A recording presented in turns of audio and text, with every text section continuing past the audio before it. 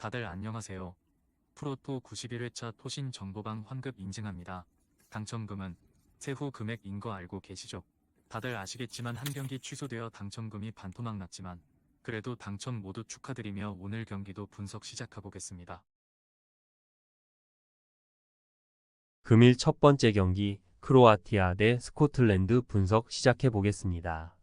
크로아티아는 포르투갈 원정에서 패했지만 모드리치의 골로 폴란드에 승리했다. 가까스로 잔류에 성공했는데 의미 있는 승리를 거뒀다. 그리스와 네덜란드 등이 세대 교체에 성공한 것과 달리 세대 교체가 되지 않았는데 여전히 경쟁력은 보여주고 있다. 이번 일정에도 주장인 모드리치를 비롯해 크라마리치와 페리시치, 코바치치 등 30대 베테랑이 대거 포함됐고 그바르디올과 아약스의 수탈로, 이바누세츠 등 젊은 자원도 즐비하다. 스코틀랜드는 이번 대회 출발이 아쉽다. 선전했지만 두 경기에서 승점 추가를 하지 못했다. 때문에 이번 원정에서 승점이 간절하다. 난적을 상대하기에 공격적인 운영보다는 중원에 나설 맥토미니와 맥린, 길모어 등이 수비에 치중할 것이고 다익스와 채 아담스 등 공격진도 압박으로 상대와 맞설 것이다. 크로아티아의 승리를 본다. 원정팀은 첼시와 4셈 등을 거친 공격수 아담스가 토리노로 이적해 맹활약 중이지만 이선 지원이 다소 아쉽기에 역습 상황에서 마무리를 하지 못할 수 있다. 크라마리치와 부디미르, 페트코비치가 최전방에 나서 기회를 노릴 크로아티아가 승리할 것이다. 금일 두 번째 경기 불가리아 대 룩셈부르크 분석 시작해 보겠습니다. 불가리아는 북아일랜드를 잡고 조 1위로 올라섰다. 팀의 주장이자 주포인 데스포도프가 홈에서 결정적인 골을 터뜨렸다. 민체프와 콜레프 등 기대를 모았던 다른 공격진의 골은 없었지만 그루에프가 중원에서 엄청난 수비력으로 상대의 침투를 저지했고 아타나소프의 수비 영향력도 확실했다. 룩셈부르크는 이런 상황이 이어지면 강등당할 가능성이 높다. 때문에 이번 원정에서 승점을 따내며 분위기를 전환해야 한다. 중국에서 뛰는 스트라이커 제르손 로드리게스를 비롯해 어매치 11골의 공격수인 장파울리의 신한이 등이 적극적으로 골을 노릴 것이고 중원에 나올 바레이루의 공격 가담도 기대할 만하다. 불가리아의 승리를 본다. 룩셈부르크는 능력 있는 중앙 미드필더 바레이루가 있지만 그의 파트너가 불안하다. 그루에프와 키리프가 중원에서 경기의 주도권을 내주지 않을 것이고 민체프와 데스포도프가 침투로 해결할 불가리아가 승리할 것이다. 금일 세 번째 경기 폴란드 대 포르투갈 분석 시작해 보겠습니다. 폴란드는 크로아티아 원정에서 경기를 잘 풀어가고도 패했지만 스코틀랜드 상대로 승점 3점을 따냈다. 레반도프스키와 스지만스키 등의 골이 나온 경기였다. 그리고 이제 선두권으로 올라서기 위해 1위 팀 상대로 승리를 원하고 있다.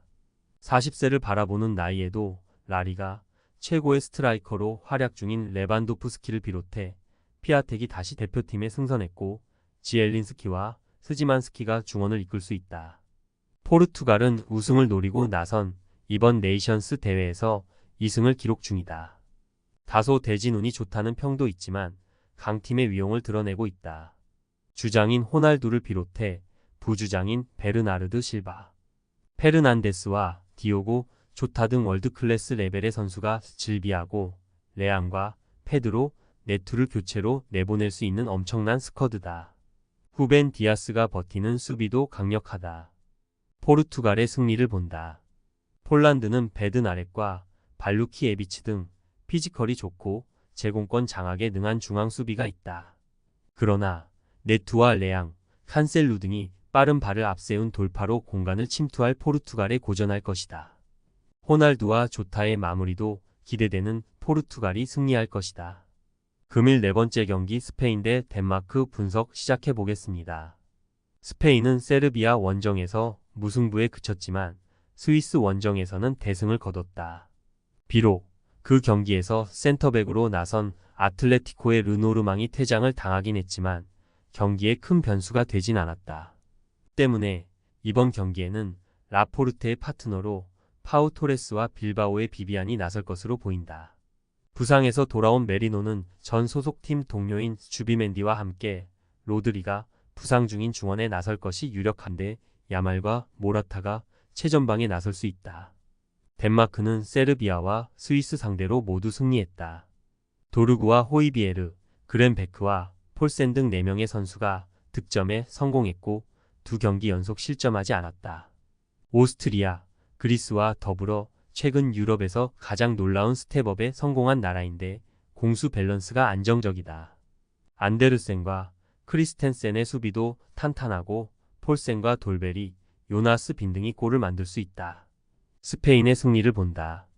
덴마크는 최전방에 나설 돌베리를 제외한 선수들이 쉽사리 하프라인을 넘지 않는 수비적인 운영을 할 것이다.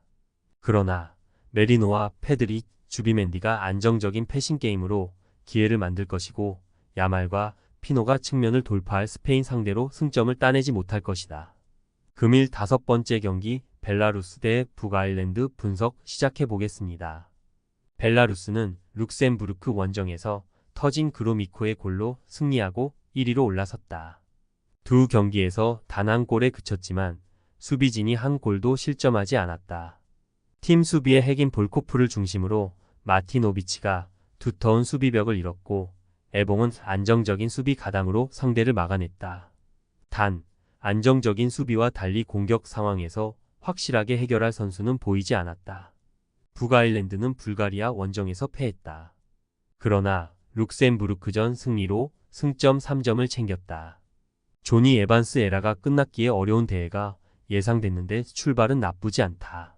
브로미치의 센터백인 맥네어가 수비의 중심을 잡아줬고 옥스포드 돌풍의 주역인 브라운도 존재감이 확실하다. 1위를 노리고 있기에 이 경기에는 매그니스와 찰스 등이 역습으로 승부를 보려 할 것이다. 접전을 본다. 전력상으로는 북아일랜드가 더 안정적인 게 사실이다. 또 벨라루스는 러시아 전쟁 지원으로 인해 홈구장을 사용할 수 없다. 그러나 북아일랜드는 여전히 최전방 공격을 이끌 확실할 9번 유형의 선수를 찾지 못했다. 벨라루스가 안정적인 수비를 바탕으로 승점 1점을 챙길 수 있다.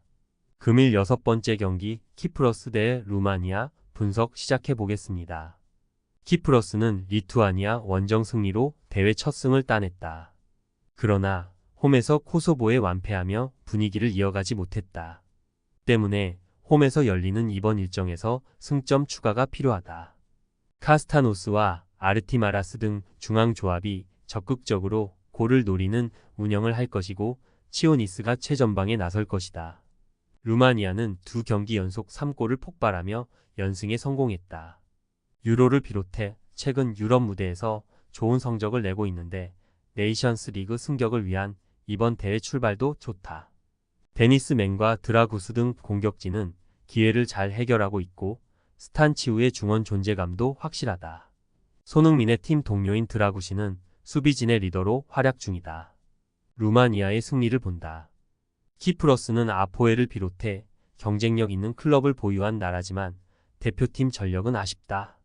데니스 맨이 경기 내내 스피드를 앞세운 돌파로 홈팀 수비를 공략할 것이고 스탄치우와 미하일라의 중원 장악이 있을 루마니아가 승리할 것이다. 토신 최종 조합은 영상 아래 고정 댓글로 말 걸어주시면 토신 정보방에서 무료로 공유해드립니다. 제발 손해보면서 토토하지 말고 다같이 웃으면서 즐겁게 베팅합시다. 함께 하실 분들은 부담 갖지 마시고 편하게 말 걸어주세요.